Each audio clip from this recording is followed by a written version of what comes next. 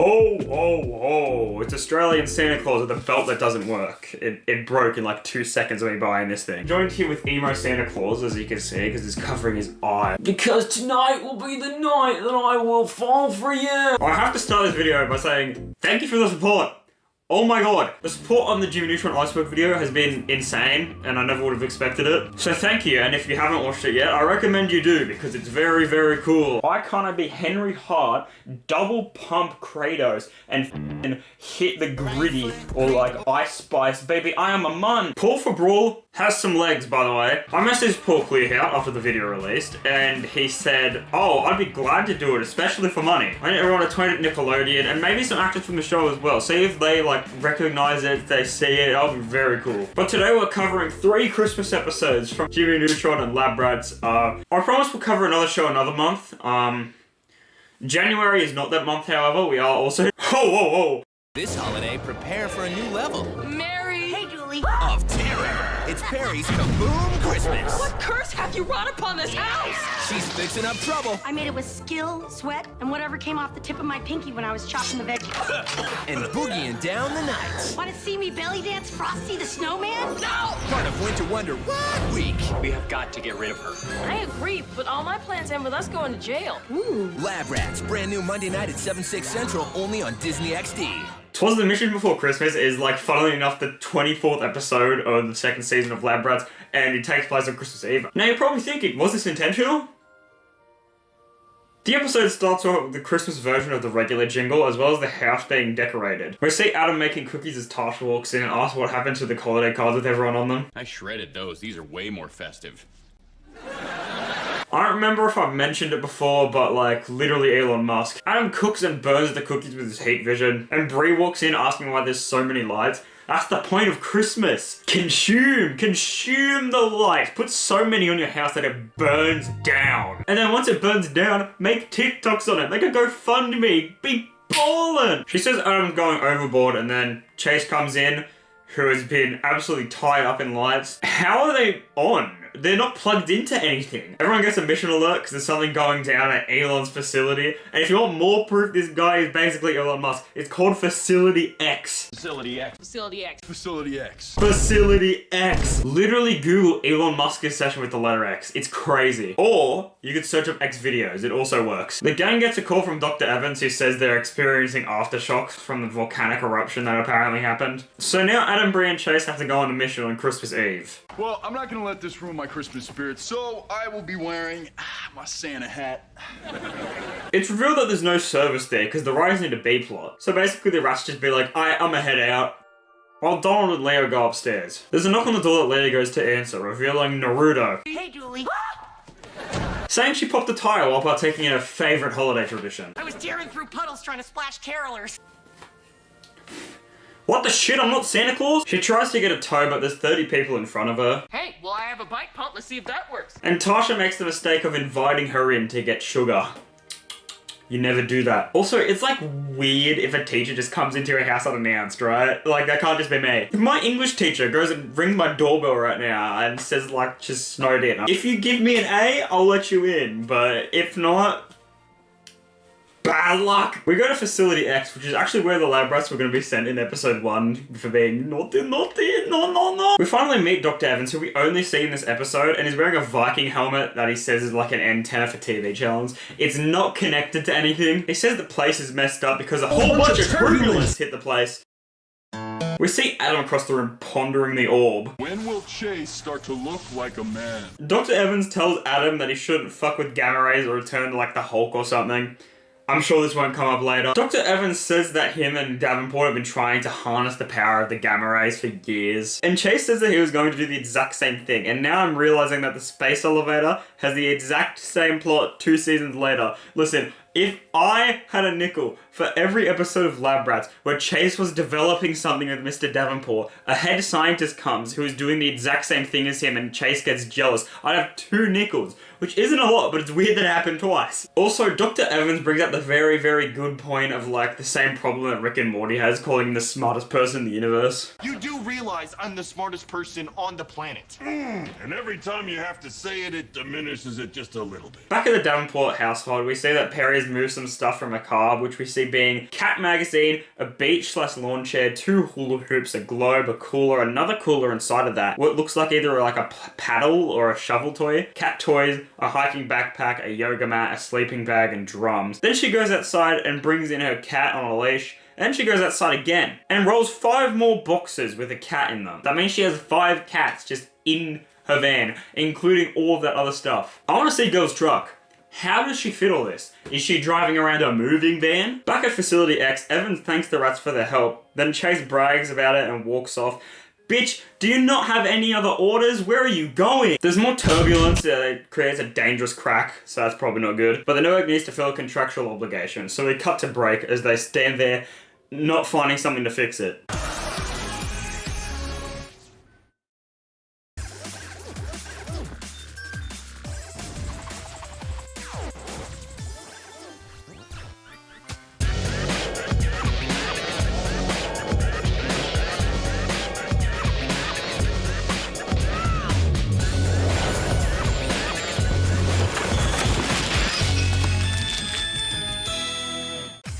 Morning and what's up, one and all. Try not to spill your morning juice, but I've got some info.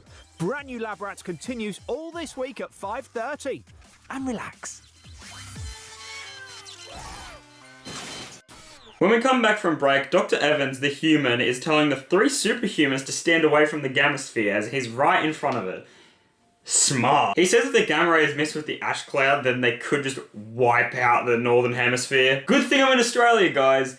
Half the Earth not existing definitely won't affect anything at all and won't end up destroying the entire Earth. The crack starts getting bigger and bigger, kind of like me getting off. The more oxygen that gets in that crack, the worse this is gonna get. When hole gets bigger, more oxygen able to go through hole, correct? Okay? Which means more oxygen goes in and it gets bigger and bigger and it starts happening faster and faster. This thing should have already exploded, I'm saying. Like it's already Jova. It's we are not Barack. Chase says he might be able to contain it with his force field, which in my tiny noodle means that no oxygen is getting into that thing. Now if I were a dimension hopping supervillain, I would hop to universe with Disney Plus, hop back right to the Lab Rats universe where I'd meet the Elite Force, because this is dimension traveling, not time traveling, so it'd obviously be up to current thing. They'd be the Elite Force right now. So I'd get the Elite Force into a trap that forces Chase to have a full force field closed in around all of them till they suffocate, and then I can just take care of them myself, you know? Get me in that writing room, Disney. Back with Donald and the Doolies, Perry is wallowing in sadness because she doesn't have a stocking, and Tasha falls for the sob until something at least adjacent to what you want is mentioned, so you can like cram your way in there and be like, oh, actually, I have a solution, and you can get what you want out of it. So Perry takes off her femboy thigh highs from the Sigma Male gaming tips. And listen, I know what you think. How could she be a gamer? If you've seen Alien Gladiators, you can definitely believe that she's shit-talking kids on Xbox Live! Perry goes to a tent 3 meters away to go squeeze into a Christmas jammies. We see Perry come out of a tent in something so ridiculous that I literally have no jokes for it. Want to see me belly dance Frosty the Snowman?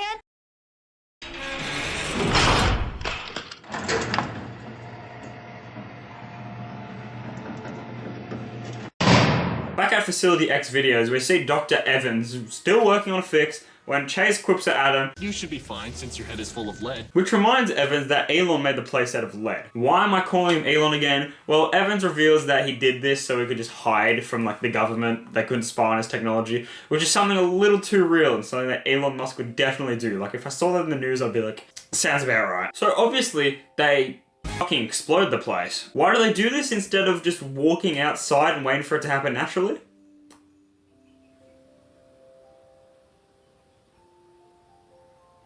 Back at home, we see how Drake sleeps. Drake, the type of guy to sleep in a tent, snore in that tent, and violently shake the whole tent with the previous 2 actions. We see Lyra open up a random pair of socks that have been chewed on by Perry's cats. Speaking of Perry, she wakes up. Merry Christmas, Principal Perry. I hope you slept well. Mind your own business. And she looks for a present in the house that isn't her own. How would they... Like, she expects them to get a gift for her. They were snowed in the whole night. They were snowed in the house. You couldn't get out. If they were able to get out, they would have fucking sent you out.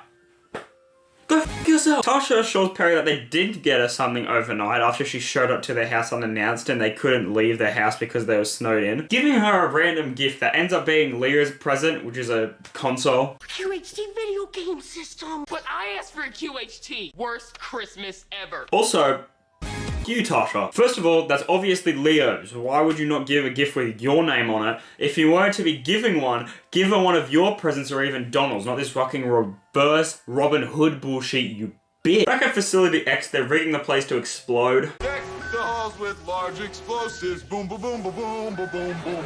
Once all the explosives are ready, Chase says that they have only 15 seconds to get out of there after the fuse is lit. So after the fuse is lit, we get a 24-second scene of them escaping Facility X. Multiple things. One, green screen.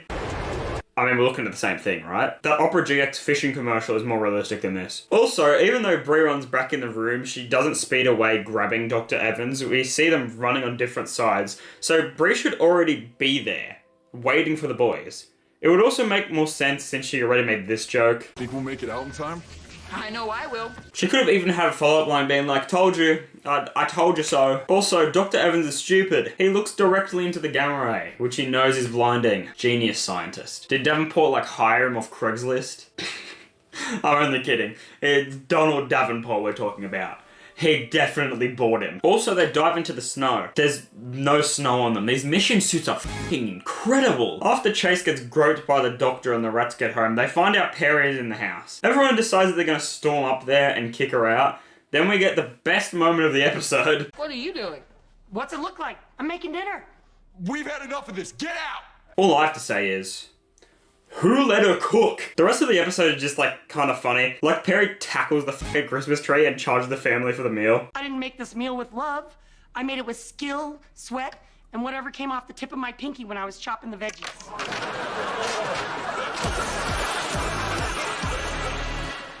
Solid Christmas episode. Am I biased? There's nowhere else we'd rather be for the holidays.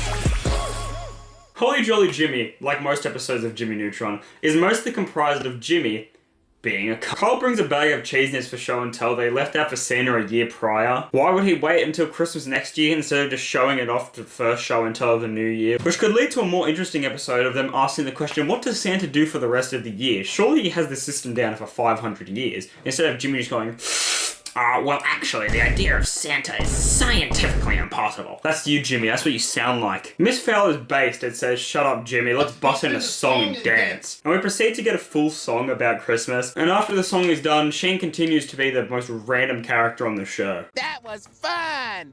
Now let's do a hot salsa number about Arbor Day. Jimmy makes Carl cry and piss and poo his pants like a little by saying that Santa's gyat is too big to get down a chimney. Down in the lab, Jimmy apologizes to Carl, saying that he only acted the way he did because 2 years ago he asked Santa to get him a sample of a dwarf star. Sheen said he was on the naughty list for almost destroying the Earth that year, which, if that's the case, Jimmy has a life sentence to that list, bro. Just in the first little bit of the series alone, he got the Earth invaded by Yokians, almost got the Earth invaded by Pants, redirected an asteroid towards Earth, almost removes technology from existence and electricity by bringing Thomas Edison forward in time, mind molests Carl, sends Restroville into the Ice Age because it was hot one day, creates robots to commit assault on students, and creates the coronavirus and gives it to all his classmates because he didn't want to go to school. I love this next joke of just the board where Jimmy's using he's using Christmas carols on the board the 12 days of Christmas and chestnuts roasting on an open fire. Although I noticed the side said 5 billion kids over one day greater than 0.0001 seconds. Now you're probably thinking, that's it, you're probably thinking. But Jimmy obviously isn't thinking that obviously Santa doesn't take presents to poor kids whose parents coincidentally can't afford presents. We all know this. Santa hates the poor. Jimmy's skin starts going crazy when it comes into contact with Carl's bag of cheese nips. So the boys decide they're going to travel to the North Pole. Meanwhile, across the street at Cindy's house, her and Libby are opening presents saying that they're just going to rewrap them. This episode takes place on Christmas Eve. You're right there. Just wait till the next day, girl. They see the three Amigops loading the rocket to go to the North Pole, and holy crap, it's a Fortnite flopper. Since they got a camera, they just decide they're going to record Neutron embarrassing himself. I don't know why. They sneak into his hypercube by accident. We actually see the inside of it for what I think is the first and only time in the series. The boys conveniently come across a sign for Santa's workshop, and instead of getting to the rocket and going there, they have to walk there. Why do you ask? Because Cindy and Libby need a way to get out without being noticed. And the girls get out by Libby blasting music through her headphones that aren't even connected to the thing, so... The boys approach the workshop and these characters will be dead in frostbite in 5, 4, 3, 2. The boys walk in and we see how goddamn inefficient this workshop is. Look, they take 9 diminutive helpers to throw around this present everywhere. And look, this last one just jumps up to spray us with a cum lamp. What the fuck is the point of this? What are they doing? Jimmy's readings go so off the charts that he electrocutes Santa Claus. Episode over. So since he electrocuted Santa Claus, he now has to become the new Santa Claus, like in Tim Allen's The Santa Claus. Also, Cindy and Libby are revealed to have recorded the whole thing. So Jimmy, being the based Sigma male Chad, aka absolute virgin incel that he is, programs the rocket to absolutely blast them into the f***ing stratosphere. And he goes up to the head diminutive helper and announces that he'll deliver every toy by himself, just to prove that there is no Santa Claus! Okay, but the Easter Bunny's real, right? The holidays are a blast on Nickelodeon. It all started with the first snowfall of the year. It's perfect! It's awesome! It's hideous. What it needs is my latest invention. I call it the Spoofinator 4000. Now let's fire it up. Birthday hat! He's alive! Yeah.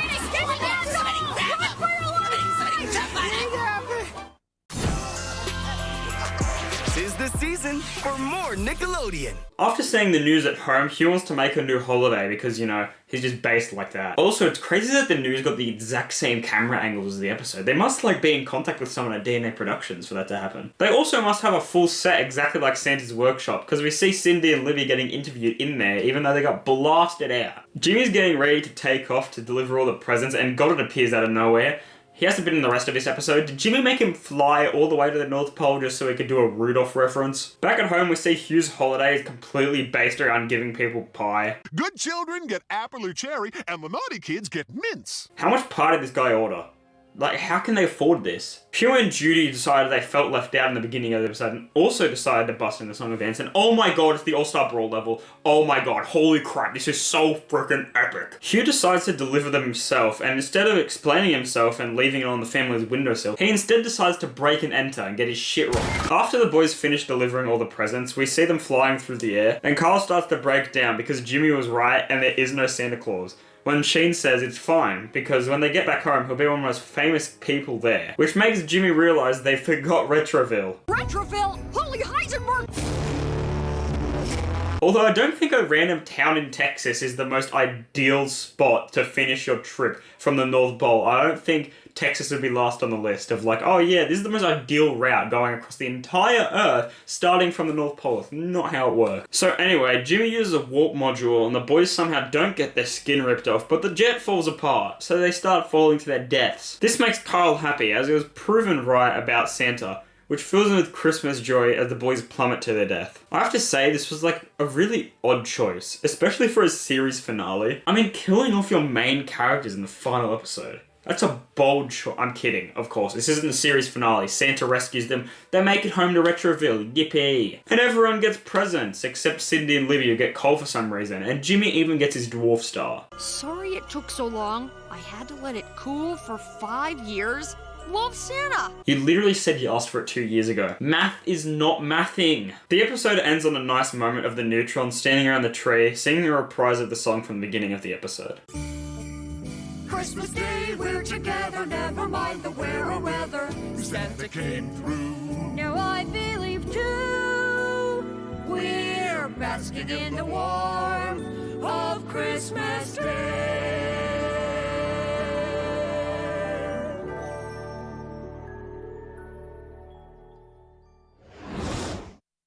Where there's smoke, there's fire. Yikes! And where there's fire, Is it always so hot here? there are so many holiday premieres.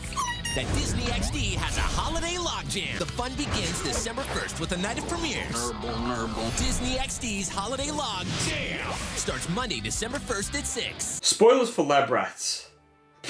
You don't care. At this point in the series, the rats have had their bionics revealed to the world. This is important because the A-plot of this episode is the rats being jealous that their action figures are being beaten out on the holiday bestseller list. What are they being beaten by, you might think? Well, it's obviously a paddleball puffle plush from Club Penguin called the Nurble. Also, spoilers for the same episode that I spoiled before. Leo gets crushed, making him disabled for the rest of the show. Doing this to the best character in the show halfway into the second last season is a bold move. Of course they didn't do that. Did you seriously fall for that again? I did it like 20 seconds ago. He gets bionics in his arm after it's crushed by a ceiling beam. Also, Tasha says that she'll be doing a Christmas drive at school. Now that we've gotten the background out of the way, we can finally get into the episode. Chase is working on improving the toys by giving features to them, somehow getting voice lines from Adam and Bree. Honestly, I can't even lie, I would have loved to have one of these as kids, especially because I love the show. Adam even gets like the Squidward red mist eyes. Bree doesn't like the figures, and Adam reacts like most critical when Elon Musk makes an update to X. You're the worst person that's ever been born, and this is the biggest waste of time and money I have ever seen. So basically, Adam and Bree just go to Chase and say, it's the biggest piece of dog shit. And you should just put some real bionics in them. Like, why don't you just do that, you pussy? We have a lab, you have no life. Get to work. Get back to work, blood. Upstairs, Donna wants to make it up to Leo since he doesn't actually get an action figure due to keeping his bionic armor secret. So he made a snowball launcher, which according to the wiki is a painted Arctic Force blaster by Whammo. 100 likes. I get it. I'll get it. Tasha comes down and tells Donald that he needs to go pick up Leo's grandma and to not tell her about his bionic arm. Very important. You'll never do this.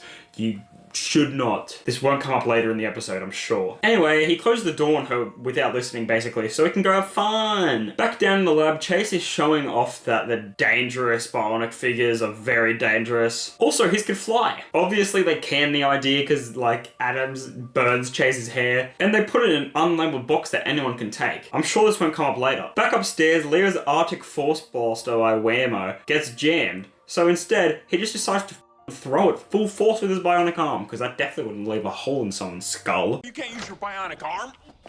Bionic arm?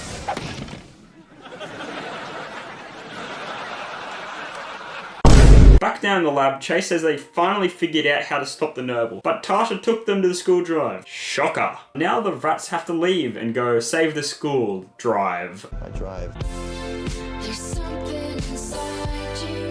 We'll be right back to the show. Part of the Holiday Logjam on Disney XD.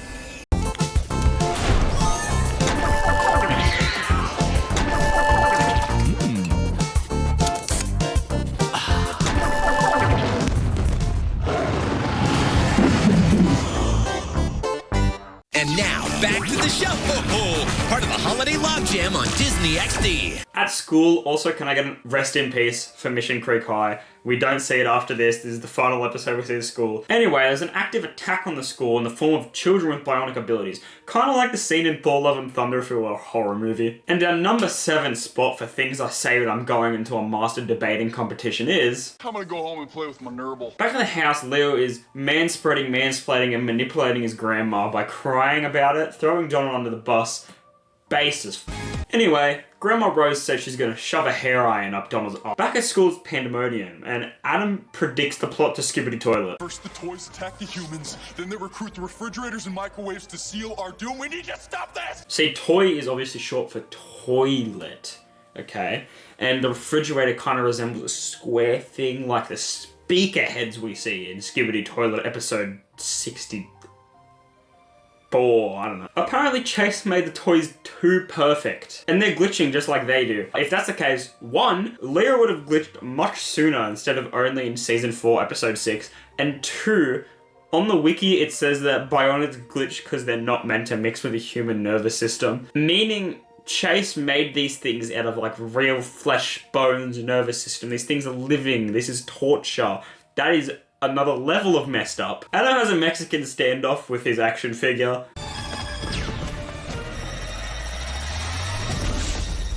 Nice shot! Listen, I'm tired of pretending he has good aim, guys. They say good aim after he hits him.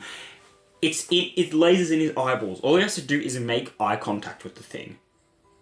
It would be impressive if he was autistic. Back at the house, Leo stands up to his grandma after she calls Donald a bad father, because the episode and this video need to be resolved quickly. And the rats let the kids play with them. They let the kids use them.